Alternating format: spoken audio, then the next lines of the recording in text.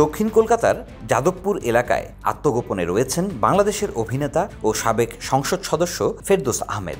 শেখ হাসিনা দেশ ছাড়ার পর থেকেই তার কোনো খোঁজ পাওয়া যাচ্ছিল না। অবশেষে মিলে গেছে তার অবস্থান সম্পর্কিত নির্ভরযোগ্য তথ্য।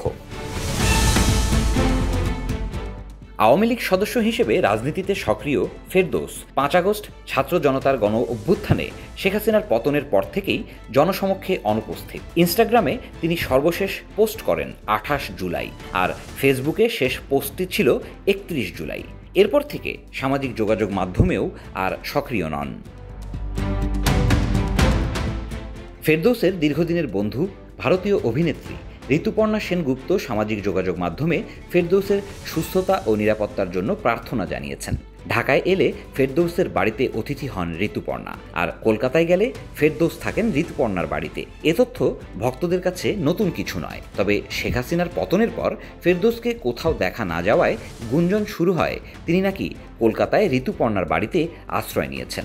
সেই খবর প্রকাশ্যে আসার পর ফেরদৌস স্থান পরিবর্তন করেন বলে জানা যায়। এরপরই তিনি দক্ষিণ কলকাতার যাদবপুর এলাকায় আত্মগোপনে রয়েছেন বলে নিশ্চিত হওয়া গেছে। স্থানীয় সূত্র জানায়, যাদবপুরে ফেরদৌসের চলাফেরা খুবই সীমিত এবং তিনি সাধারণ মানুষের সঙ্গে যোগাযোগ এড়িয়ে চলছেন। রাজনৈতিক পরিস্থিতি ও ব্যক্তিগত নিরাপত্তাজনিত কারণে তার এই আত্মগোপন বলে ধারণা করা হচ্ছে। ফেরদৌসের ঘনিষ্ঠ মহল এ বিষয়ে মন্তব্য করতে রাজি হয়নি। রাজনীতিতে ফেরদৌসের সক্রিয়তা নতুন নয়। আওয়ামী লীগের মনোনয়নে তিনি বাংলাদেশের সাবেক সংসদ সদস্য ছিলেন। সাংস্কৃতিক অঙ্গন ও চলচ্চিত্র শিল্প সংশ্লিষ্ট নীতি নির্ধারণে তার ভূমিকা ছিল গুরুত্বপূর্ণ। তবে রাজনৈতিক বিশ্লেষকদের মতে রাজনীতিতে যুক্ত হওয়ার পর তার জনপ্রিয়তা বিরোধী সমর্থকদের মধ্যে কমে যায়।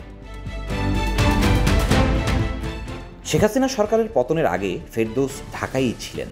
জানা গেছে ৪ আগস্ট রাত পর্যন্ত তিনি ঢাকায় অবস্থান করেন। তার ২ দিন আগে তিনি বাংলাদেশ টেলিভিশনের কার্যালয়ে গিয়ে চ্যানেলটির ওপর হামলা নিয়ে প্রতিবাদ জানান।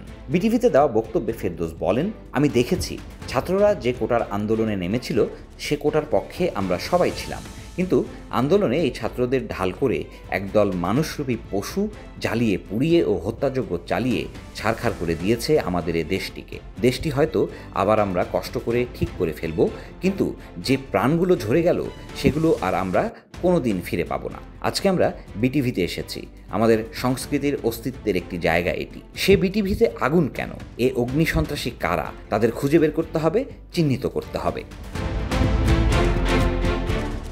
৩ আগস্ট ফেরদৌসের এফডিসিতে উপস্থিত থাকার কথা ছিল, যেখানে বিটিভিতে ভাঙচুর, metro rail station, elevated expressway, toll plaza ও অন্যান্য জনসেবামূলক স্থাপনায় অগ্নিসংযোগের প্রতিবাদে মানববন্ধনের আয়োজন হয়। তবে তিনি শেষ পর্যন্ত সেই মানববন্ধনে উপস্থিত হননি।